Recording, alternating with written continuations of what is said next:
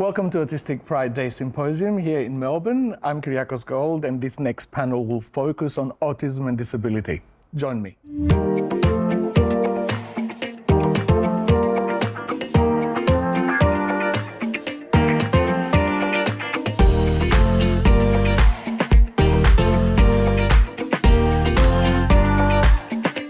Rosie, when we're talking about autism and disability, what's the first thing that comes to mind?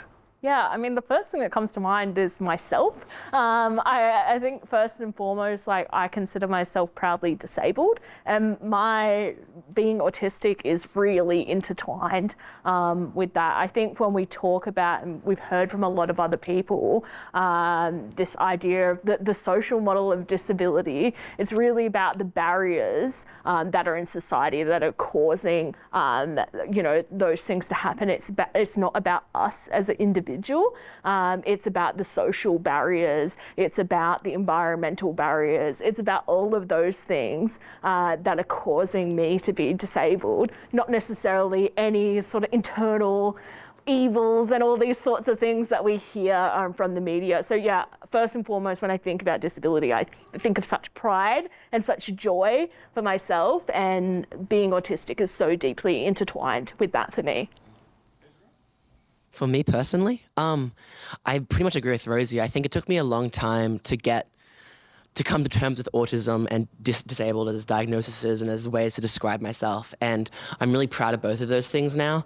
I think it took me a long time to overcome that internalized ableism, to embrace those labels as me. But it was so liberating being able to overcome that because, I don't know, the community is so powerful and the solidarity, and I feel like the disabled community is super strong and very organized and runs on supporting each other and empowering each other, which I love, which is why I'm super proud to be disabled and super proud to be autistic. I love hearing what Rosie and Ezra said. I guess I'm on a different part of the journey, being diagnosed autistic a lot older. And so the internalised ableism is still strong within this one. So I'm trying to overcome that.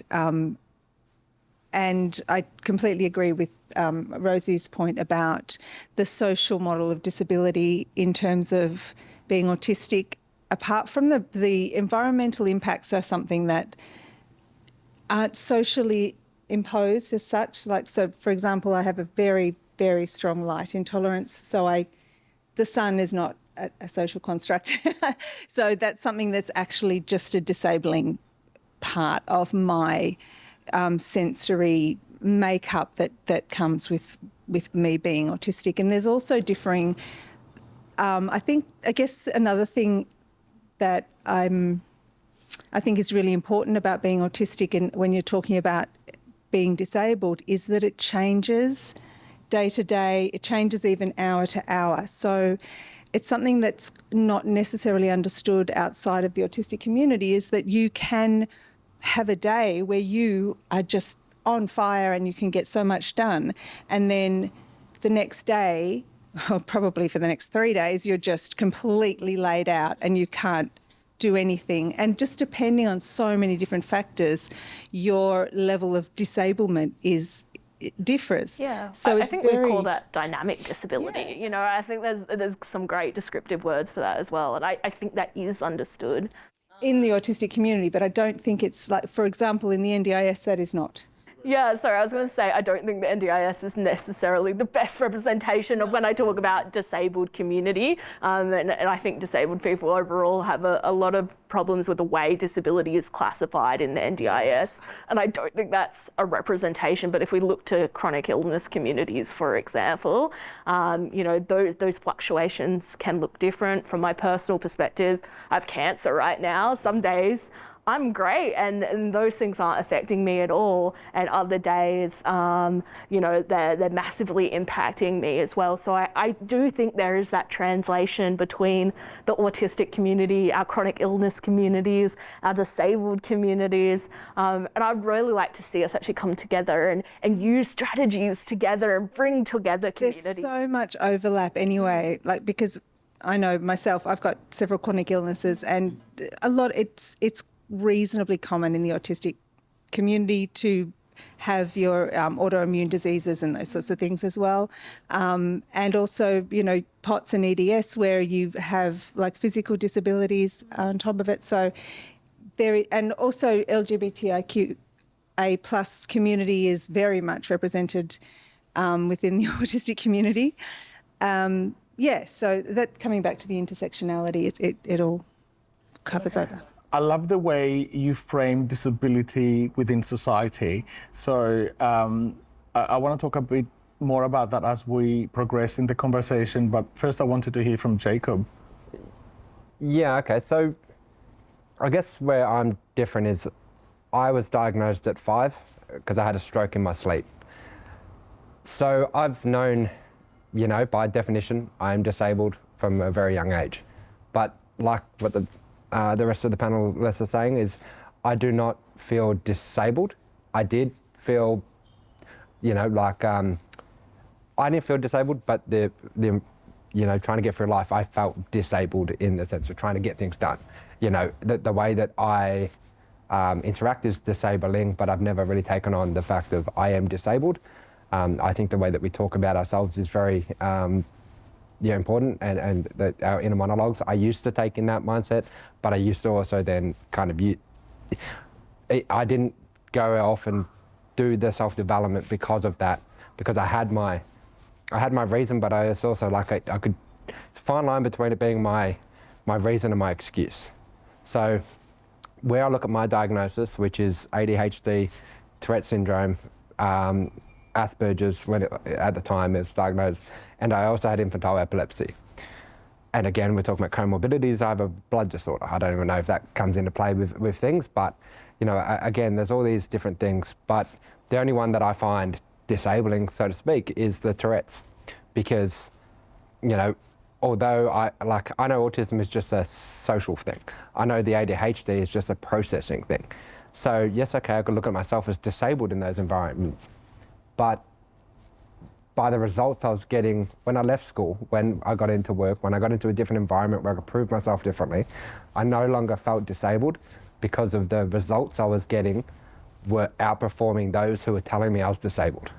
So I then had to go, okay, I'm being told I'm the issue, I'm the broken one, in a environment that to me just looks broken.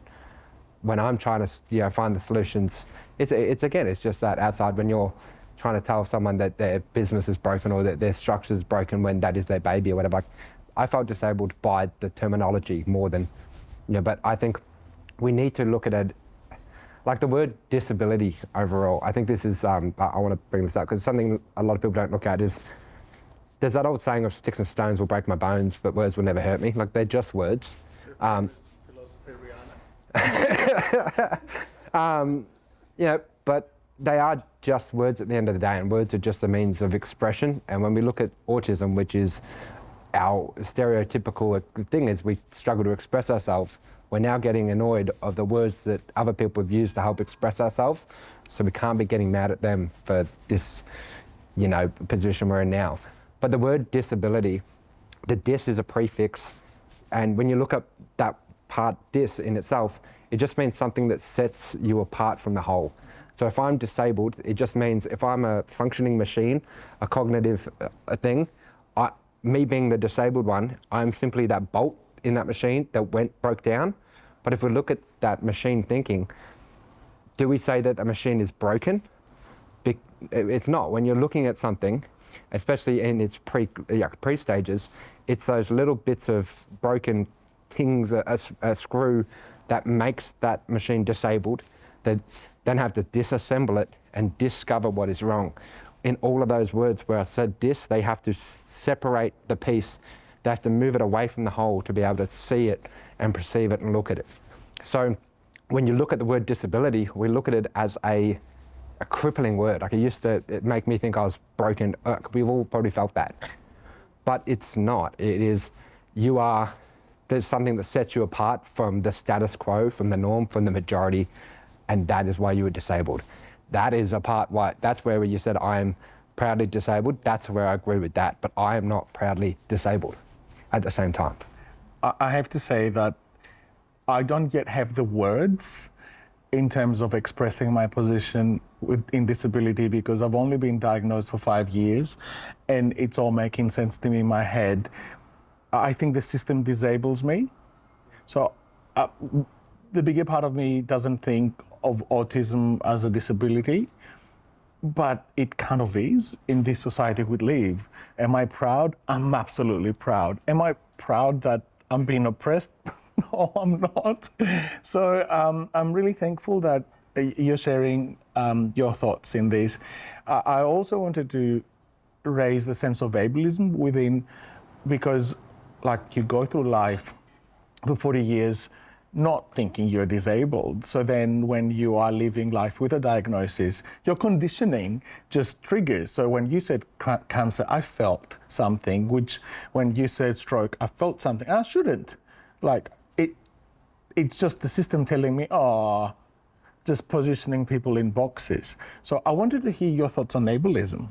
Oh, well, and just speaking to your diagnosis process of like, because it's funny that you said you didn't think of yourself as disabled before your diagnosis.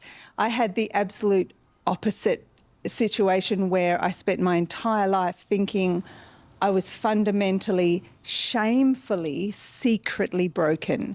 And I could not disclose it to anybody because I was constantly told whenever I tried to voice my inner experience that I was attention-seeking or being oversensitive or that's not true or no, you don't feel that. I felt hated. I didn't feel disabled because I didn't know I could be that. I didn't know what I didn't know. Yeah. I did feel the othering. I didn't know what othering was. Yeah, yeah. I didn't know what autism was. You only know what's going on. Right? Yeah. So I hear you. Yeah. So, but my diagnosis was I want to say watershed moment. For me, it was the best thing that has ever happened to me because then I was able to accept that I was not going to, I should have known, I was 46 when I was diagnosed, but I was finally able to accept that I wasn't going to change myself because this is my hard wiring. It doesn't matter how hard I try, I am not going to change my sensory sensitivities. I'm not going to change the way that my brain works. I'm not going to change any of this. And I could finally learn or start the process of accepting myself for who I am. And the biggest thing is finding my people. And that, I'm giving myself goosebumps. But so that's my major passion right now, is working. I want to continue researching on autistic space. So that's something that's really, really important to me. So somebody mentioned earlier in one of the panels about peer group and peer work. I just think it's just so vital because when you're an autistic person in an autistic space, you're not disabled. There's no hint of it. You are accepted and there is a definite feeling of seeing yourself reflected in others and recognising that and celebrating it and enjoying it. Seeing, loving people who are reflecting you back to yourself increases your self-esteem and your self-concept and your self-acceptance. So it's so incredibly important. And I don't think I answered your question at all because I just kind of veered off into my... I grew up in a home where disability was very much a dirty word, and I feel like if I had a safer home environment, I would have been diagnosed or given that label as disabled a lot earlier. Definitely missed out on medical care growing up. And I guess coming into adulthood, I had to go through the process of doing all those tests and getting these medical appointments organized and coming to terms with who I was for the first time. Kind of putting together a health record, which was stressful. And I felt like I was really behind. And at first, I definitely had that mentality. I had a lot of internalized ableism where I thought disabled was a dirty word.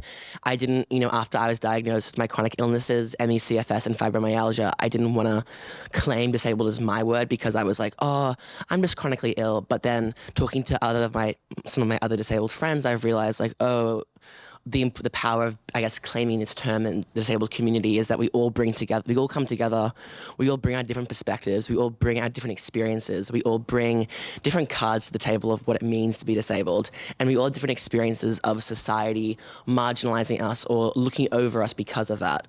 And I guess, I don't know, as you were saying, finding community is empowering, and that's how I was able to begin dismantling my internalized ableism and embracing the word disabled as part of me. Just like it took me to embrace autistic for a while. When I was first diagnosed, I was like, I'm just neurodivergent. It's like, you can embrace that word. It's a beautiful word, and it's giving me community and opened doors up for me, just like the word disabled. And yeah, absolutely. Didn't answer the question either, but went on a ramble. So Rosie, like, does the system, and forgive me if I say the wrong thing, this is a very new space for me, but does the system make us almost compete on how disabled we are? Yeah, so I was really thinking that, and I think that's a lot of experience for a lot of people who are maybe not identifying as disabled, is this feeling of, am I disabled enough? Am I disabled enough to even say I'm disabled? And I felt a lot of people who, I like to call them baby disableds. And I really like this idea of coming into disability identity as a birth and not as a death. You know, coming into our own sense of being. And I know that people who've come into their autistic identity have experienced that too. And I think, to me, it's just like another level of community that we can bring together. And one thing I really love about the disability community is this idea that actually our differences, like in our disabilities, in the things that we find difficult, the discrimination that we faced overall in society is more similar than our differences in disability. And that's what we need to come together about is, you know, how can we fight these systems? How can we fight ableism? How can we fight these systems of oppression, really, to bring that community together, to even despite our differences in disability, in whatever it might be. And this is really where we come to that broader conversation about intersectionality, right? You know, people's experiences of discrimination overall, whether they be trans, whether they be a person of colour, whether they be a woman, or whatever intersections that they're falling at, those differences in the experience, our similarities come where we're facing that discrimination, where we're facing that ableism. And, you know, I'm sure every person in the room who is identifying as autistic or is identifying as disabled or whatever you might be identifying as has faced those discriminations before. And what can we do as a collective? What can we do to build on the systems, you know, the systems that have already existed? And how can we continue to build that community? And how can we continue to build that fight to make a better world for all of us? We're going to go to Jacob, then we're going to go to questions, then we're going to go to opinions. Well, yeah, there's a big difference. You know, when you add the, you know, especially the stroke, that's one that people, you know, really go, oh, like that's that extra level of, but to me, the stroke was just like the precursor. So I just say that it means like when I was 5, I had the stroke, and because I had the stroke, I then got looked at, and because I got looked at, I then became autistic. Right, so it's like if I didn't have the stroke, I'd probably still be autistic, but would I be autistic? Would I have ever been given the name? So the question is, does the system truly understand your experience, or is their reaction to you triggered by keywords that are like almost in this scale of disability that goes like, you know, cancer is probably at 9, stroke is probably at 8, autism is probably at 2, and breaking a leg or losing an arm is probably at 5. Yeah. Like, I'm just randomly saying things. I'm like not offending anyone, I'm hoping. You know, like, say the ADHD thing, now I don't think has as much validity as, say, when you, because it's becoming a lot more common, people are knowing about it, you know, especially online. A lot of people are self-diagnosing themselves. So, you know, I don't think that has as much oomph as the other things. So, like, if I was to just say, oh, I'm talking from my point of someone with ADHD, it might not have that same reaction.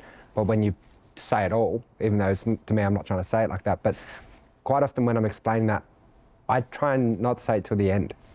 I don't say it until I have to use it as a means to explain, the fault that's come up. I don't go, hey, say, hey, Kyriakos, my name's Jacob, I've got, Tourette's, epilepsy, blah, blah, blah, blah, blah. Let me tell you about my idea. I'd tell you about my idea and you'd be like, oh, your way of thinking is really, really weird. Like, you're breaking my brain. How did you get to that? It's like, oh, it's because I'm autistic. And like, oh, I never would have known. And like we said before, how many people have said, you don't look autistic or you don't look disabled. I used to have a disability taxi card because my mum, again, I came from an environment where mum couldn't deal with all the things, the medical bills and that. So I got given one, even though I never took on that I am disabled. I always had it because by definition I am. But every time I got into it, I would get discriminated. Like, you don't look disabled, you don't do this. So it is, and it's not until I say this, and this that people do that. So a tricky question to answer, like with a really strong solution for you. But I do think that there's a tricky thing where we're saying about the competing over disabilities.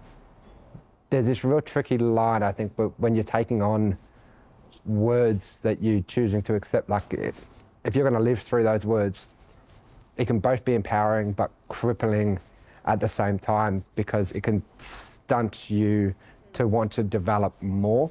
I learnt that I was on the spectrum earlier, like I said, but I didn't do anything about it until I was in my sort of 20s and that. It wasn't until I really sort of just got into leadership positions where I then being like, it's a social thing, but now I'm in charge of people. Now I need to learn how to deal with people. I've always studied psychology and people skills just to understand how to deal with them generally, but now you got to do that. So, it's empowering, because if you didn't know, you wouldn't go looking for the answers. But if you do know, you can feel like that all the answers have been given to you already, and then you feel hopeless because you're not going out and looking for them yourself. And I think that's a real tricky thing. So that probably ties into the ableism. So I think that's what you're saying is, like, if you're carrying around this label of being disabled and you're using it as, it can be crippling in terms of, well, it means that I can't, there's all these things that I can't do because I'm disabled. And that's the ableism of that you've been taught, as in, you have to be this box-shaped normal to be successful. And if you're not, you're broken, and therefore you shouldn't even try, these other things, and that's that internalised ableism, I think. I think it comes into the apparent versus non-apparent disability as well. Like, it comes into that conversation. I have a very different reaction when I use my cane versus when I don't use my cane. But I often talk about this scenario, and you said that for you, people maybe wouldn't know that you're autistic if you didn't tell them. For me, like, I choose to identify. First up, that is the thing I introduce myself with. Hi, I'm Rosie, I'm proudly disabled, I'm autistic and I have a physical disability. That is one of the first things I say to people. And one of the reasons that is for me personally is I see it as I have two choices. The first option is I don't disclose and I get discriminated against anyway. Or the second option is I do disclose and I get infantilized. So it's like both situations kind of a shit, but I would like the one where I feel empowered, and I feel empowered to make the choice about it. I don't feel like I have to hide, and that's why, for me, I do make that choice, because people pick out those autistic things, even if, for me at least, even if I don't tell them. So I choose to say autistic and repeat it many times throughout a business meeting, to the point that I can see how people are annoyed. And it strikes me, why are you annoyed by my autism? And people sometimes say, oh, stop mentioning that. It's like, how else do I create visibility for my community and myself if I don't tell you? Because you're just gonna think I'm a prick because I'm so blunt, right? Like, and it's so hard to constantly translate from your literal way of thinking to an Anglo-colonial passive-aggressive business language model. So how else do you tell people that I can't be in this meeting unless I'm being my authentic self? Yes. Is this, are we triggering any questions for the audience, or Jeremy? Yeah, I have a question triggered by what you both just were saying there about, I guess, the difficulty of masking in a business context. And there was a comment earlier about not even trying. I have a question that I've been grappling with around internalized ableism that I feel like at times since my diagnosis, I have stopped trying as much in certain situations, and I have stopped trying to mask as much. But part of it is that I've now got a potentially limiting belief that I can't do it anymore. And part of it is that it's legitimately hard. And I wonder about that there's potentially, I've heard people talk about skill regression as well, that there are some things that I used to be able to do quite not easily, but I could do them, go to the office every day, for example, and now I find it excruciating. So any comments about that? Yeah, so there's a couple of things in there. First of all, masking has been shown to be actually detrimental to your mental health. So the fact that you're letting go of masking is actually very positive for you and your mental health. So that's a good thing. And I don't think that there'd be necessarily, and obviously this is without speaking to you, and, you know, like if we really wanted to get into it, you'd need to come and see me as a psychologist, etc. But anyway, I would first have to get registered, blah, blah, blah. Anyway, I'm a provisional psychologist, so I do see people. But it's also possible that you're getting to understand your own limits and you're not pushing yourself to a point of being incredibly uncomfortable because you know that it's not necessary, like that might be part of it, because you're actually able to sit back and not mask and be comfortable. It's harder to go out there and, like, you know, walk barefoot in the Antarctic again. So that might be it. I would encourage you not to doubt your skills. Like, if you absolutely had to mask, I'm sure you could do it again.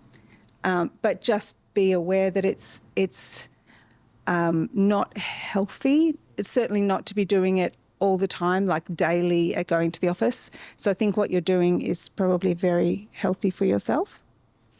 So cheers. Yeah. Yay, that's exciting.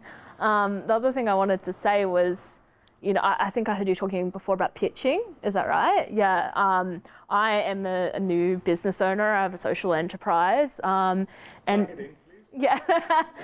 Modality Co. If you would like any help making your digital products accessible to people with disabilities who use a variety of assistive technology, I'm your girl. But what I was thinking about with that is that for me and for my clients, one of the biggest things that I've had responses from clients is that we want to come to you because you're disabled owned, because you're authentic to yourself. You know, we don't want to go work with someone who doesn't hold the same values as our organisation. And I think that's a strength. And it might not feel like a strength right now. It might feel really scary, but I think that's a strength, and you attract the right type of clients for you. And people who are being obtuse about it probably aren't the people that you want to work with, and it's at least not the people I want to work with. And if they're being discriminatory, I don't want to work with them. Sorry, that's not a safe environment for myself. And so that's something I really take on board, is that, yeah, okay, maybe there are some opportunities that I'm going to miss, but the ones that I do get are really aligned to me. I just want to raise the point that some people don't have the choice. You're greatly empowered to understand that safety is priceless, and, you know, like, you value that more than paying rent. And I get that, and I'm almost at that point, but I see myself like 5 years ago or 10 years ago, or I see people with less privilege that will take the job because they just don't have the opportunity. So, like, for people that are watching, I just want to say that we understand everyone's different timeline and journey, and there's really no judgment in terms of what we're saying. It's just we're just sharing experience right here, and safety in whatever way that is, like the not stressing about food on the table or not stressing about being discriminated at home. It's just a personal journey. So, sorry, did you want to say something? Yeah. I 100% relate. I worked hospitality for 5 years because I didn't have a supportive family environment. They kicked me out for being trans. I was homeless as a teenager. You know, I only had one sort of choice of work. But once I was able to be open about being disabled, I actually was able to get jobs that I could ask for my accessibility needs in. And I feel like, as Rosie said, like you working from home as opposed to going to the office, that's not a bad thing. That's actually you finding accommodations for yourself. I feel like once I was like, I'm actually disabled, I was able to put my foot in the door with a lot more work, and I was able to actually get jobs that were accessible. I understand that it's so hard. That like the system is inherently so evil, and it's hard to get out of like crap hospitality and retail jobs.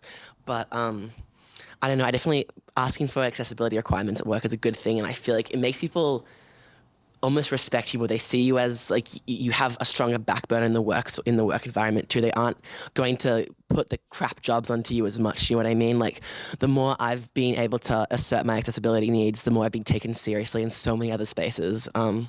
You mentioned skill regression, and I just wanted to say that is something that I think I might have experienced as well.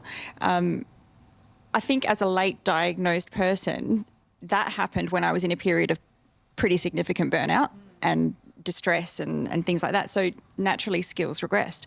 So I think once I got my diagnosis and once I embraced that identity, etc., I was able to I think I've worded it wrong. It's like everything fell to pieces when I got my diagnosis. Everything was on the floor, and now I am selectively picking back up what I want to pick back up. So yeah. So the masking, sometimes I do, sometimes I don't. It's a survival mechanism at the end of the day. It's not something you can just rip off. It's something you have to sort of, for me anyway, I've had to test the waters a little bit. Is it safe to mask here? Is it not? And lucky for me, I've created a work environment that is completely accessible for my needs. So I have that safe space, whereas there are other environments where I still have to mask.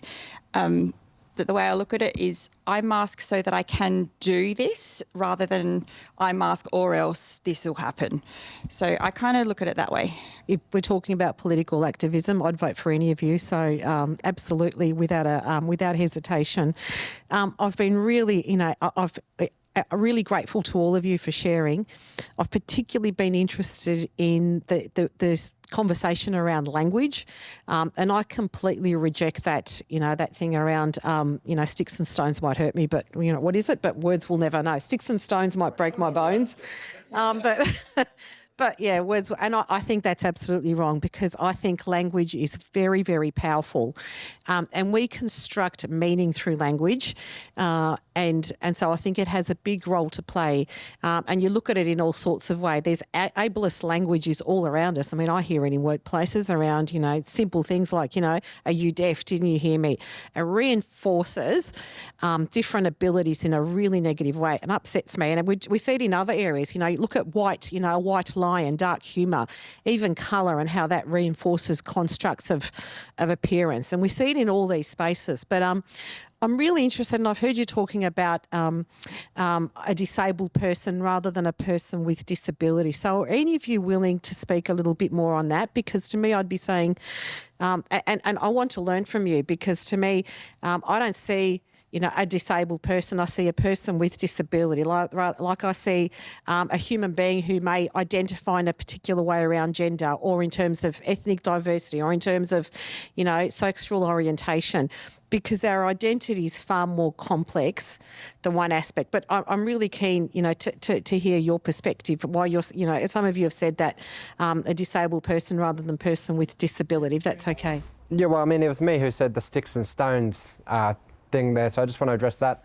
I wasn't saying that words aren't important. I think that they're one of the most important things there, but what I'm meaning is if there's an emotional reaction to when someone calls me disabled, it is because I feel disabled, not because of what they're saying. If we look into all the spirituality stuff, how to Like, if you are reactive to something, it's because you are reacting, not because of something. It is you. So that's what I just meant by the words, is like, yes, words have far more power than sticks and stones. Words have brought down more nations than sticks, stones, bombs, anything altogether. It has far more power, but it's also, we shouldn't let them affect us, is kind of what I'm saying. Like, use them as a guiding light, but don't be set to that path of like letting them define you. But also to give a quick little, I don't know, when you asked your question, a quote popped into my head where the whole, you can't handle the truth. When you accept a new truth, whether it is a universal truth, an absolute truth, or your truth, you can no longer ignore things anymore. So that's why you can't go into the office anymore, because you can't ignore the fact that you were struggling before. So, you know, I know that when I go into the office, at AV we go into the office on a Monday. That, for me, is my least productive day of the week by far. But, and so if I was to speak up for my... but it's also, there's a different value to it, and, you know, I could advocate for that, but and say, oh, I don't want to come in, but there's something I like about going in and doing it anyway, because I wouldn't say I'm uncomfortable in it. I know I'm not as comfortable there as I am in front of my office, and to me it's not about being comfortable and uncomfortable. I just want to get the work done that I'm accountable for, so that's why I want to work at home, because I get more work done. It's not about the environment, but yeah, we do need to learn to be learn to be uncomfortable in the uncomfortable, which is where I think you're saying where you could put on that mask again. You're saying you've really struggled, but you could, you know, you've done it. You could go back into the office, you know. And when we're talking about taking off the mask, I know that's a whole theme to this, but I think again there is power in putting on the mask. You know, and I wouldn't say putting on the mask, but I look at it more as putting on the costume. Because when we're talking about trying to accept ourselves, we need to be the hero in our own story. And what's every hero got? They got their costume. When you put on your costume, you become something else, and you feel powered. You know, and I think those sort of things are important. And yeah, the mask can kind of be like the costume for you to feel like you're the superhero. Yeah, so if I'm having a crappy day at work or like at home, like mentally, and I'm just feeling drained, like it's going to be, like I'm not feeling like putting on the business, you know, mask, I'll put on the suit and sit at the desk. It's not the mask, but it's the outfit, because it primes me to get into a position to, you know, then a mindset. So then by masking some elements of my uncomfortabilities, I can then trigger my key thing, as I just said, was being productive and getting the job done. So if I need a mask and make myself feel like I look good, like there's no problem. It's like pretend to smile and you'll feel the emotions of a smile. It's a similar thinking to that. And again, why I wear the braces, all these things is just, so yeah, I that's where I just find this conversation challenging, because I think there's value in taking off the mask, but there's also value in... I guess what comes with diagnosis and unmasking is the understanding that you have a choice to mask. When beforehand, or at times past diagnosis, you just mask and it's forced on you and it's kind of violent and it's really hurtful. So having that choice, of course, you know, it's your choice, it's safe. Rosie? Yeah, I wanted to address the language question. I had a question I wanted to throw back to you, but we might not have time for it. But, you know, people with disability, disabled person. I personally say disabled person when I refer to myself. A lot of people prefer autistic person rather than person with autism, right? But I think both are generally accepted. in a lot of things I see now, like in terms of disabled person versus person with disability, they're used interchangeably, and I think you would probably say the same. Ezra, I say, in terms of referring to myself, I generally say disabled person because that's just what I'm used to, but like I do a lot of teaching in my work and I use it interchangeably as well. So I'm like not particularly hurt if you call me a person with disability. I just prefer disabled person because it's part of my identity. It's something that I can't, it's inextricably part of me. It's not something I can like delineate, this is the disabled part, this is the not disabled part. It's just part of me and my identity. I feel like, I guess like it's the identity first versus person first language. Like in the autistic community, do you use person first language? Yes, that's a really interesting question. And, you know, I'm not neurodiverse. I care for a person. Wonderful, just incredible, just amazing.